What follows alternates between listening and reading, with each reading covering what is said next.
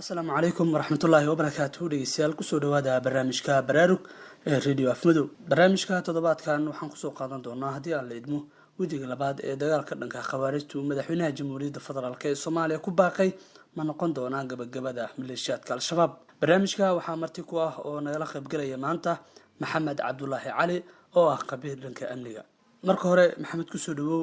radio afmadow. su-aasha aan ku weydiinayo waxay tahay wejiga labaad ee dagaalka ka dhanka khawaarijtu ee madaxweynuhu ku baaqay ma noqon doonaa gabagabada maleeshiyaadka al-shabaab. asalaamu calaykum waraxmatullaahi wabarakaat. waan ku dhowahay radio afmadow. aad baa marka koowaad idiin mahad celinayaa barnaamijka baraarug oo runtii bulshada aad ugu diirsatay wacyigelin weynna u noqday dadka ilmahooda ay ka maqan yihiin. daa usoo noqda su-aashaadu madaxweynaha jamhuuriyadda federaalka soomaaliya la dagaalanka khawaarijta uu ku baaqay ma noqon doonaa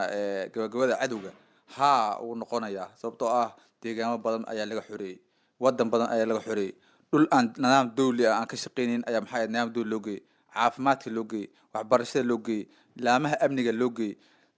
nolosha as-aasig ahaa oo dhan macnaha oo dhan loo geeyey. ayaga taas way dhibaysaa markay arkaan magaaladii ama deegaankii ay gaajada iyo waxbarasho la-aanta iyo ducfiga la noolaa iyo caafimaad darrada la noolay oo nabad iyo nolol iyo iftiin helay markay arkaan fikirka deegaanada kale ee kusoo xigeen dadka waxay usoo hajirayeen ama waxay u canaan ciidamada u canaan magaaladii noocaas aadba noocaasay noqotay. annaga maxaan haystaa baaba iyo maxay dabargo ayaa taas ugu sugan tahay. waxaan leeyahay ciidamada qalabka sida iyo madaxweynaha iyo dhammaan madaxda soomaalida isku duuban waxay fikir ay muhiim ah ay ka dhawaajiyeen oo ah in al-shabaab lala dagaalamo oo wadanka laga xoreeyo. waa muhiim, waana dabargo-ayaan. wax yaraana u hare waana lisraacina ayaan leeyahay. maxaa looga baahan yahay talisiyada guud ee ciidamada? talisiyada guud ee ciidamada waxaa looga baahan yahay laba shayba waa looga baahan yahay.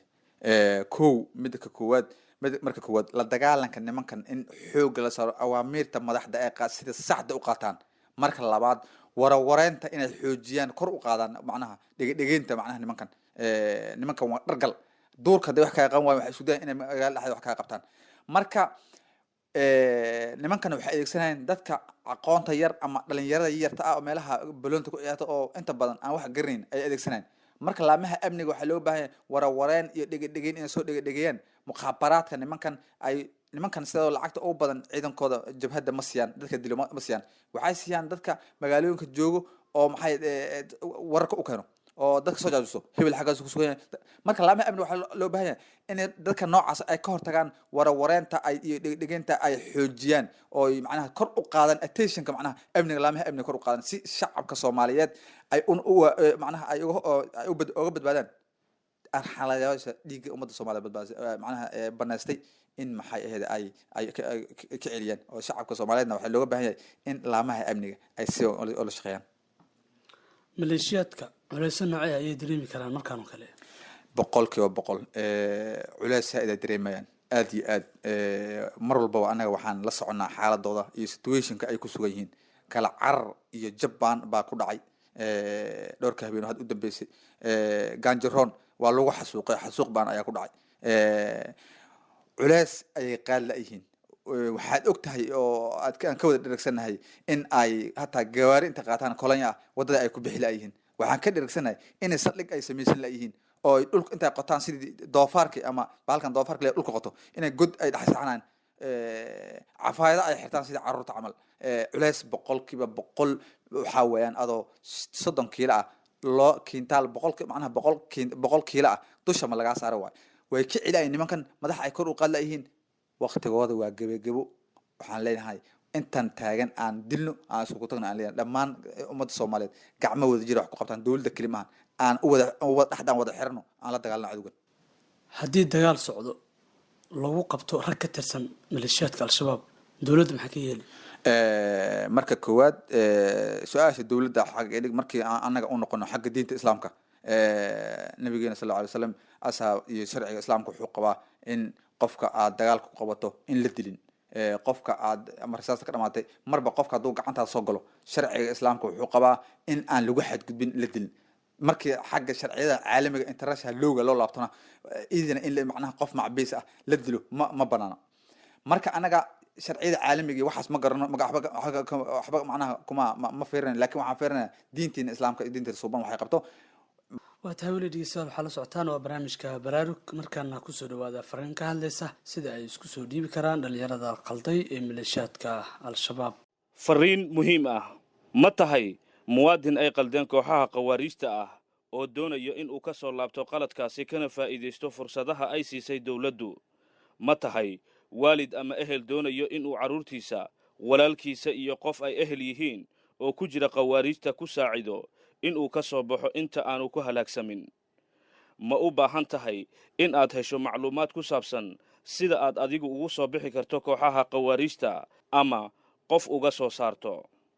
ma doonaysaa in aad ogaato sida dawladdu ku soo dhowaynayso ama fursad aad bulshada kula midowdo kugu abuurayso. haddaba si aad arrimahan oo dhan uga faa'iidaysato waxaan kugu soo bandhigaynaa halka aad la xidhiiri karto. marka hore wac nambarka gaaban ee 999 kadibna haddii aad kaga dhowdahay ama aad doonayso in aad la xidhiirto qaybta dhaqan celinta ee muqdisho dooro 1 haddii aad doonayso qaybta galmudug dooro 4 haddii aad doonayso qaybta koonfur galbeed dooro 3 haddii aad doonayso qaybta jubbaland dooro 2 waxaa gacmo furan kugu soo dhowayn doonaa xirfadlayaal ka tirsan hay-adda qaran ee tubsan kuwaas oo loo carbiyo shaqadan kuna siin doono caawimaad aad u baahan tahay. fadlan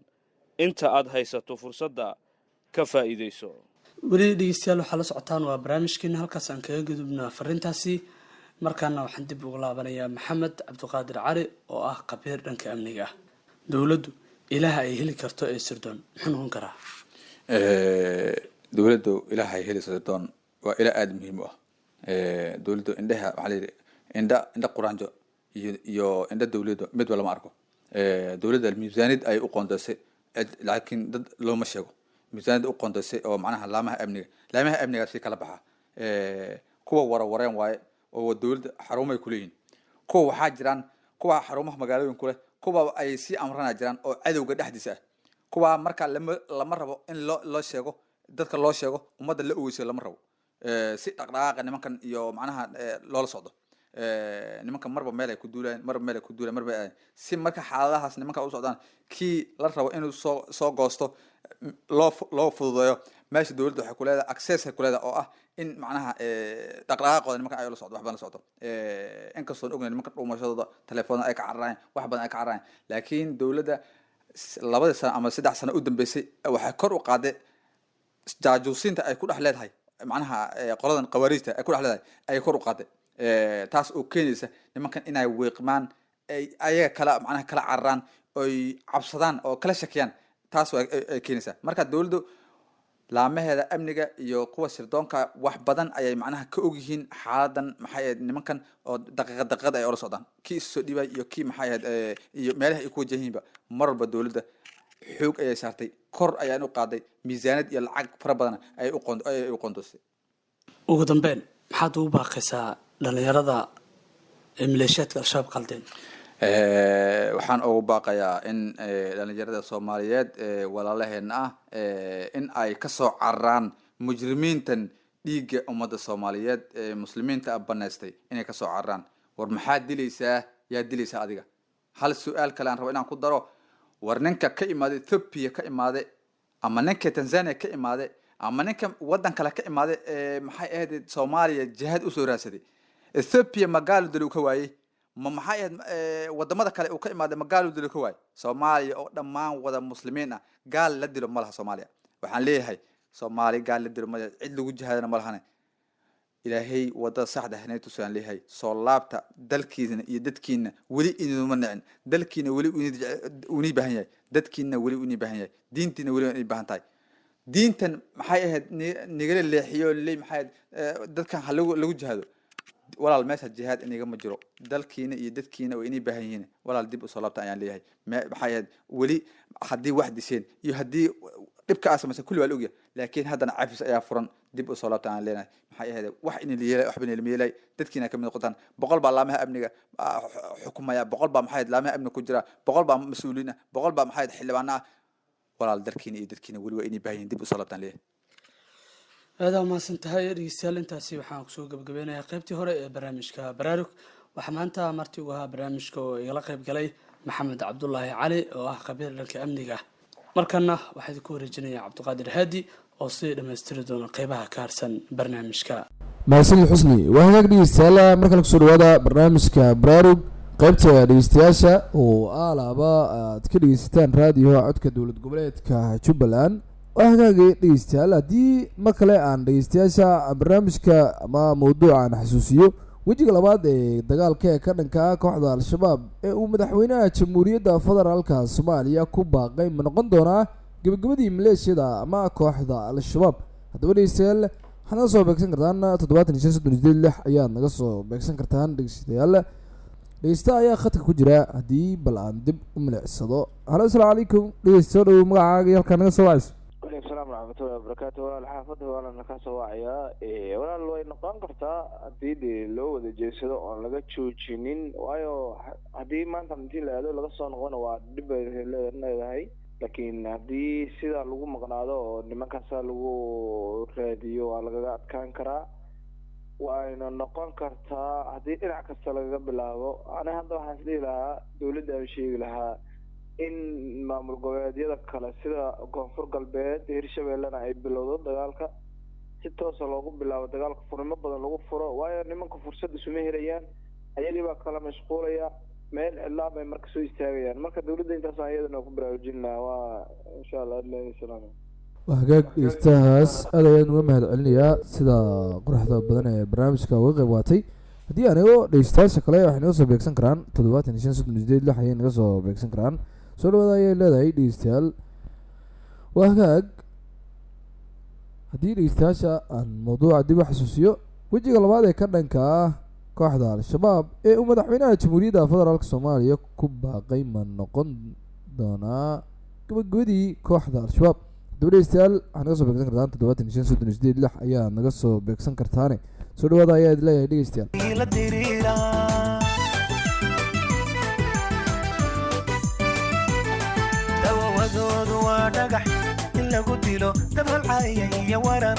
waa hagaag dhegeystayaal dhegeysta ayaa khadka ku jira dhegeysta dhow magaca halkan naga soo wacayso halo dhegeyste waxaan maqlaa aad baan idin sameynaya dhammaantiin barnaamijkana waa la socday inuu nimanka waa laga adkaan karaa sababaha lagaga adkaan karana waxaa ka mid ah in dowladdu markay dee dagaalka aado marka khibrad dheeri la yimaadaan maxaa lahay meeshii la tagana aan laga soo noqon waayo meel baa la qabsanayaa laba maalin kadib waa laga soo noqonaya wiilal baa ku dhimanaya rag baa ku dhimanaya marka inaan xisaabtamo oo dowladdu xisaabtantana aad bay u wanaagsan tahay oon la soo noqonin war meesha haddii 10 qof soo haraysa xataa nimankaas in lagu baxaa fiican marka intaas ayaan kaga wadaadeen si dhegeystaasi aad ayuu mahadsan yahay waa uga mahad celinayaa sida quruxda badan ee barnaamijka uga qayb qaatay haddii mar kale aan dhegeystayaasha aan dib u xasuusiyo wejiga labaad ee ka dhanka ah kooxda al-shabaab ee uu madaxweynaha jamhuuriyadda federaalka soomaaliya ku baaqay ma noqon doonaa gabagabadii maleeshiyada ama kooxda al-shabaab haddaba dhegeystayaal waxaad naga soo beegsan kartaan 756 ayaad naga soo beegsan kartaan dhegeystayaal soo dhawaada ayaad leeyahay mar kale haddii dhegeystayaasha leenkaan dib u celiyo 756 ayaad naga soo beegsan kartaan dhegeystayaal soo dhawaada mar kale dhegeyste ayaa khadka ku jira dhegeysta dhow magaca halka naga soo wacayso walaal waan dhawahay waa aad baan idin salaamayaa dhammaantiin intaa kadib walaal nimanka walaga halay dowladdu ay iyagu is saaraan xilka saaran oo aysan kasoo noqon in meelaha ay galaan ama ay qabtaan waa laga adkaan karaa oo uu noqon karaa ajirkood laakiin haddii meel la qabto laga soo noqdo meeshooda may beri ka bilaabayaan in dadka deegaanada la wacyigeliyo nimanka lagu socdo meeshay joogaan nimanku waa niman aada u khiyaano badan khiyaanadana aada laisaga ilaaliyo waala intaas ayaan kaga qayb qaadanaya dhegeystahaasi aada ayuu u mahadsan yahay haddii aan dhegeystayaasha kale aan dib u beegsado ama aan dib u xasuusiyo barnaamijka waxaan kuguda jirnaa dhegeystayaal barnaamijkii baraarug barnaamijkana dhegeystayaal waxaad kaga qeyb qaadan kartaa 756 ayaad kaga qeyb qaadan kartaan haddii aan eego wejiga dhegeystayaasha haddii dib u xusuusiyo mawduuca wejiga labaad ee ka dhanka ah khawaarijta al-shabaab madaxweynaha jamhuuriyadda uu ku baaqay ma noqon doonaa gabagabadii maleeshiyada ama kooxda al-shabaab haddaba dhegeystayaal waxaad naga soo beegsan kartaan 756 ayaad naga soo beegsan kartaan soo dhawaada ayaa idin leeyahay dhegeystayaal halkaad naga dhegeysanaysaani waa raadiyaha codka dowlad goboleedka Jubbaland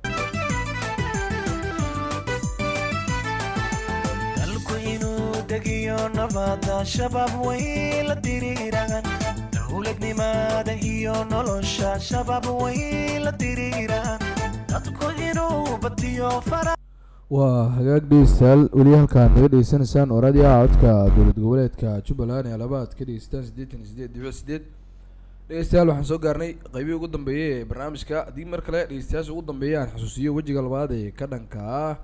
kooxda al-shabaab ee uu madaxweynaha jamhuuriyadda federaalka Soomaaliya ku baaqay ma noqon doona gabagabadii kooxda al-shabaab dhegeystayaashu waxay naga soo beegsan karaan 756 ayay naga soo beegsan karaan haddii mar kale aan dhegeystayaasha leenka dib ugu beego 756 ayaad naga soo beegsan kartaan dhegeystayaal weli waxaan ku jirnaa barnaamijka baraarug ee aalabaad ka dhegeystaan 88.8 mitir baan waa hagaagi dhegeystayaal haddii mar kale aan dhegeystayaasha leenka dib u xasuusiyo 756 ayaad naga soo bixi kartaan dhegeystayaal naga soo bixi kartaan soo dhawaada ayaa idin leeyahay dhegeystayaal mar kale halkaad naga dhegeysanaysaan waa radio afmadow codka dowlad goboleedka Jubbaland waa hagaag dhegeystayaal waxaad naga soo beegsan kartaan 756 ayaad naga soo beegsan kartaan soo dhawaada ayaa idin leeyahay haddii aan eego dhegeysta ayaa khad ku jira halo asalaamu calaykum dhegeyste soo dhawow magacaaga iyo halka aad naga soo wacayso walaal walaal baan salaamayaa waan dhamaan bahdeeda caddan aad baan salaamayaa inta kadib walaal